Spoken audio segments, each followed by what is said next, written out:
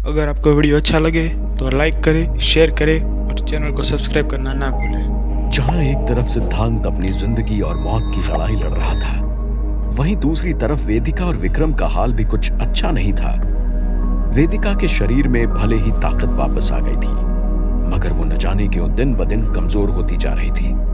उसकी आंखों के नीचे काले गड्ढे हो चुके थे। यही नहीं, उसके चेहरे का रंग भी उड़ चुका था। जिस बात से विक्रम और वेदिका अनजान थे, वो ये थे कि हर रात डॉक्टर वीरेंद्र वेदिका का खून निकालकर उसे म्यूटेंट आर्मी बनाने के लिए इस्तेमाल कर रहे थे। एक सफलता मिलने के बाद डॉक्टर वीरेंद्र अपनी खुशी को कंट्रोल नहीं कर पा रहे थे, और इसलिए हर रात जब वेदिका गहरी नींद में होती थी तो उसका खून लेना शुरू कर दिया था। धीरे धीरे दुष्यंत की आर्मी की संख्या बढ़ती जा रही थी।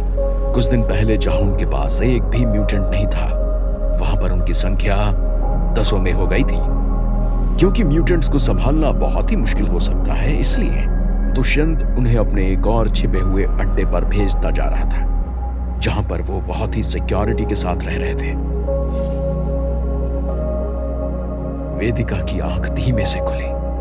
उसने अपने बाजू में देखा तो पाया कि विक्रम रस्सी से बंधा हुआ था। उन्हें दिन में सिर्फ 2 बार खाना मिल रहा था, जो कि उन्हें जिंदा रखने में मदद कर रहा था, लेकिन उसके अलावा वो पूरे दिन इसी तरह बंधे रहते थे। उस दिन भागने की कोशिश करने के बाद उन्होंने कई बार सोचा कि वो वहां से भागे, मगर हर बार किसी न किसी वजह से वो ऐसा करने में कामयाब नहीं हो पा रहे थे। वेदिका ने अपने पैर से विक्रम को हिलाते हुए उसे जगाया और उसे बोली, विक्रम, मुझे बहुत तेज प्यास लग रही है।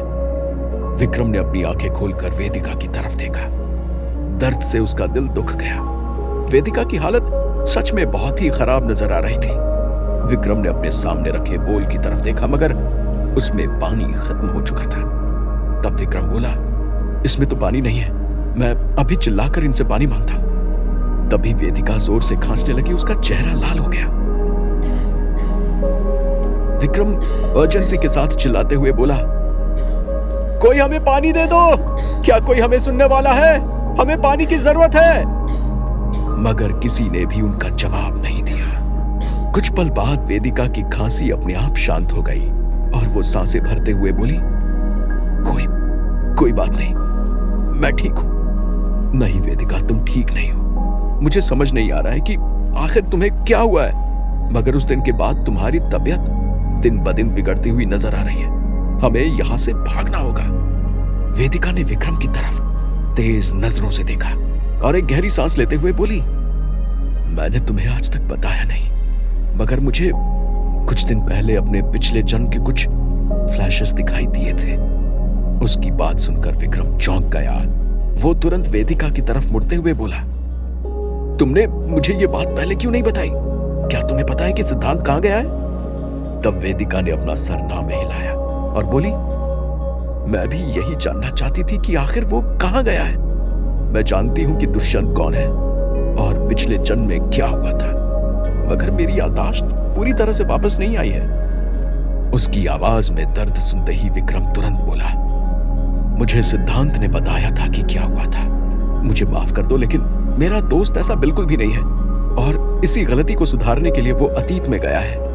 ये सुनते ही वेदिका की आंखें फटी की फटी रह गईं और वो आगे बोली, तभी वो गुफा इतनी पवित्र है। मैंने उस गुफा के बारे में अपने फ्लैश में कुछ और भी देखा था। मुझे मालूम चला है कि वो गुफा सिर्फ और सिर्फ पूर्णिमा की रात को चंद पलों के लिए खुलती है, जब चंद्रमा की रोशनी उसके दरवाजे पर पड़ती है। अब हमें गुफा के अंदर जाने से कोई नहीं रोक पाएगा, बस हमें यहां से बाहर निकलने का रास्ता ढूंढना होगा। वेदिका ने विक्रम को बताया। गुफा में जाने का रास्ता पता चलते ही विक्रम के चेहरे पर न जाने कितने दिनों बाद एक बड़ी मुस्कान आ गई। उसने दृढ़ता भरी आवाज से कहा, हम जल्द से जल्द यहां से भाग निकलेंगे। हम किसी भी हालत में इस दुष्यंत को उसके बुरे इरादों में कामयाब नहीं होने देंगे। वेदिका ने मुस्कुराते हुए अपना सर हाँ में हिलाया, मगर तभी उन्हें पीछे से तालियों की आवाज सुनाई दी। पीछे से दुष्यंत हंसते हुए उनके सामने आया। उसके हाथ में पानी का ग्लास था। उसको देखते ही वेदिका और विक्रम के होश उड़ गए। उन्हें समझ आ गया था कि उनसे कितनी बड़ी गलती हो गई थी। न जाने कितने दिनों से मैं उस गुफा के अंदर जाने का रास्ता ढूंढ रहा हूं। मुझे क्या पता था कि जिसे मैं शिद्दत से ढूंढ रहा था वो मेरे पास ही था। तुम लोग यहां से कभी नहीं भाग पाओगे, मगर मैं सिद्धांत को ढूंढकर जरूर उसको मार डालूंगा। अब बस मुझे पूर्णमासी की रात का इंतजार है। दुष्यंत ने पानी का ग्लास नीचे जमीन पर फेंक दिया और वहां से हंसते हुए चला गया। डर के कारण विक्रम और वेदिका का चेहरा सफेद हो चुका था। वो समझ गए थे कि अब उन्हें दुष्यंत से पहले उस गुफा तक पहुंचना होगा। इतना ही नहीं, उन्हें सिद्धांत को भी आगाह करना होगा। कुछ ही देर में रात हो गई। वेदिका और विक्रम वहां से भागने का प्लान बनाते बनाते सो गए, मगर चिंता के कारण आज वेदिका की नींद तेज नहीं लगी थी, जिसके कारण उसे अचानक से अपने हाथ में एक पिंचिंग सेंसेशन महसूस हुआ। जैसे ही उसने अपनी आंख खोलकर देखा तो अपने सामने डॉक्टर वीरेंद्र को एक सिरिंज के साथ पाया। ये देखते ही वेदिका की आंखें फटी की फटी रह गईं और वो चिल्लाते हुए बोली, ये तुम क्या कर रहे हो? मेरा खून लेकर कहां जा रहे हो? उसकी आवाज सुनते ही विक्रम भी जाग गया और उन दोनों को अचंभे के साथ देखने लगा। तब डॉक्टर वीरेंद्र मुस्कुराते हुए बोले, तुम्हारे खून से ही तो हम जो सोच नहीं सकते थे वो भी कर पा रहे हैं। चिंता मत करो, जल्दी तुम्हें समझ आ जाएगा। इतना कहकर वो वहां से चले गए। एक के बाद एक शॉक मिलने के कारण वेदिका की आंखें ऊपर चढ़ गईं और वो बेहोश हो गई। विक्रम उसे संभालना चाहता था, मगर वो सिर्फ उसका नाम पुकार पाया है। वही दूसरी तरफ सिद्धांत एक लकड़ी में फंसकर नीचे जमीन पर गिर गया था। उसका शरीर अब उसका साथ नहीं दे रहा था। वो जल्द से जल्द उस आवाज के बताए हुए ज्वालामुखी के पास पहुंचना चाहता था, मगर सिद्धांत की जिंदगी में इतनी आसानी भी नहीं लिखी हुई थी, क्योंकि जैसे ही उसने उठने की कोशिश की तभी अचानक से उसे कदमों की आवाज सुनाई देने लगी। सिद्धांत एक पल के लिए फ्रीज हो गया। जब उसने अपना सर उठाकर ऊपर देखा तो पाया कि उसकी तरफ एक शेर बढ़ रहा था। वो शेर अपनी पैनी नजर से सिद्धांत को देख रहा था। एक पल के लिए सिद्धांत ने सोचा कि अगर वो मरने की एक्टिंग करेगा तो शायद वो शेर उसे छोड़कर आगे बढ़ जाए, लेकिन उसका सामना किसी बिल्ली से नहीं बल्कि जंगल के राजा से हो रहा था। सिद्धांत ने अपनी आंखें बंद की। उसे जल्द से जल्द वहां से निकलना था। आंखें बंद करते ही उसे वेदिका का चेहरा नजर आया। वेदिका जमीन पर बेहोश पड़ी हुई थी। सिद्धांत को नहीं पता था कि ये वर्तमान की बात है या अतीत का एक पन्ना, मगर वेदिका की याद आते ही उसके शरीर में एक अजीब सी ऊर्जा महसूस होने लगी। वो अपने मकसद को भूला नहीं था, लेकिन वेदिका के चेहरे ने उसके मकसद को और भी दृढ़ कर दिया था। सिद्धांत अगले ही पल अपने पैरों पर खड़ा हो गया। उसके कांपते हुए हाथ पैर ऊर्जा से भर गए। उसकी आंखों में चमक आ गई। वो अतीत में इसलिए आया था ताकि वो अपने अतीत के स्वरूप को उसकी जिंदगी की सबसे बड़ी गलती करने से रोक सके। इसलिए जब भी उसे वेदिका या वंदिता की याद आती थी तभी उसके शरीर में ऊर्जा दोबारा से बहने लगती थी। उसका मकसद ही उसकी सबसे बड़ी ताकत थी। सिद्धांत ने तुरंत पेड़ से एक डाली तोड़ी। जब उसने हवा में हाथ उठाया तो देखा कि जहर का स्तर उसकी कलाई तक पहुंच गया था। जैसे ही उसका ध्यान भटका, सामने खड़े शेर ने तुरंत उसके ऊपर छलांग लगा दी। वो सिद्धांत के सीने पर चढ़ गया और अपने बड़े बड़े दांतों से उसकी गर्दन पर वार करने की कोशिश करने लगा। उस शेर के भारी वजन के कारण सिद्धांत का संतुलन बिगड़ गया, मगर उसने हार नहीं मानी। अगले ही पल उसने उस शेर को धक्का देकर जमीन पर पटक दिया, मगर वो एक शेर था। वो अपने शिकार को खाए बिना दम नहीं लेने वाला था। वो दोबारा से दौड़ते हुए सिद्धांत पर वार करने के लिए आगे बढ़ा। इस बार सिद्धांत ने हाथ में ली हुई लकड़ी से उस शेर के पैरों पर वार किया। दर्द के कारण वो शेर कर्रा उठा।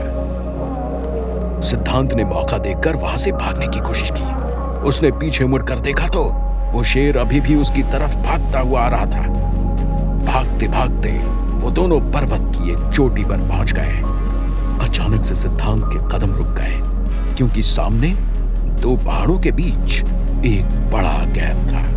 वो गैप इतना गहरा था कि अगर कोई धोखे से भी उस चोटी से नीचे गिर जाए तो अपनी जान खो दे।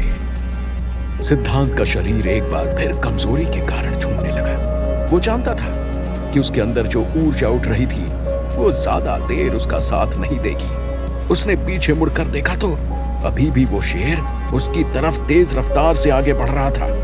सिद्धांत ने नीचे झांक कर देखा तो उसका गला सूख गया। वो जानता था कि वहां से छलांग लगाकर वो गैप पार करना आसान बात नहीं होने वाली थी। अचानक से उसकी नजर चोटी के ऊपर बने हुए ज्वालामुखी पर पड़ी। सिद्धांत जानता था कि वो सही रास्ते पर था। उसने एक गहरी सांस ली। चाहे वो शेर उसके पीछे पड़ा होता या नहीं, उसे वो गैप पार करना ही होता। कुछ कदम पीछे लेते हुए सिद्धांत ने अपनी आंखें बंद कर ली और पैर को जमीन पर पटकते हुए हवा में छलांग लगा दी। हवा में उड़ते वक्त सिद्धांत को ऐसा महसूस हो रहा था कि जैसे वो बादलों से बात कर रहा हो। जितनी देर वो हवा में था उतनी देर के लिए उसने एक बार भी सांस नहीं ली थी। अगले ही पल उसके पैर जमीन पर पड़े। वो धड़ाम से नीचे गिरा। जब उसने आंखें खोलकर देखा तो पाया कि वो दूसरी चोटी पर आ चुका था। उसने पीछे मुड़कर देखा तो वो शेर पिछली चोटी पर रुक गया था। एक पल के लिए सिद्धांत को लगा कि जैसे वो शेर भी उसे छलांग लगाते हुए देख आश्चर्यचकित था। मगर ये सब सोचने का समय अब सिद्धांत के पास नहीं बचा था। वो तुरंत अपने कदमों पर खड़ा हुआ और सामने दिख रहे ज्वालामुखी की तरफ बढ़ गया। अपनी ताकत को देखकर वो बहुत ही खुश था। उसने पिछले कुछ दिनों में ताकत पाने के लिए जो भी मेहनत की थी वो काम आ गई थी। कुछ ही देर में वो ज्वालामुखी के पास पहुंच गया था। वहां पहुंचते ही सिद्धांत ने यहां वहां देखना शुरू कर दिया। उसे तो मालूम भी नहीं था कि आखिर वो जड़ी बूटी कहां छुपी हुई है या वो कैसी दिखती है। ज्वालामुखी के पास की सारी जगह लावा के कारण जल गई थी। कुछ देर निकल जाने के बाद भी सिद्धांत को वो जड़ी बूटी नहीं मिली। जहर उसके शरीर पर बढ़ता ही जा रहा था। सिद्धांत के दिल की धड़कनें भी अब मध्यम हो रही थी। अचानक से उसकी नजर कुछ ही दूर लगे एक हरे पौधे पर गई। वो पौधा चमक रहा था। उसके अलावा दूर दूर तक कोई और पौधा सिद्धांत को नजर नहीं आया। उसने तुरंत अपने कदम बढ़ाए और वो पौधा लेने के लिए आगे बढ़ा। मगर कुछ कदम चलते ही उसके पैर लड़खड़ाने लगे। अचानक से वो जमीन पर गिर गया। वो कुछ सोच पाता या समझ पाता उससे पहले ही उसकी आंखों के सामने उजाला छा गया। क्या होगा आगे? क्या सिद्धांत अपनी जान बचा पाएगा? क्या दुष्यंत भी अतीत में जाने में कामयाब होगा?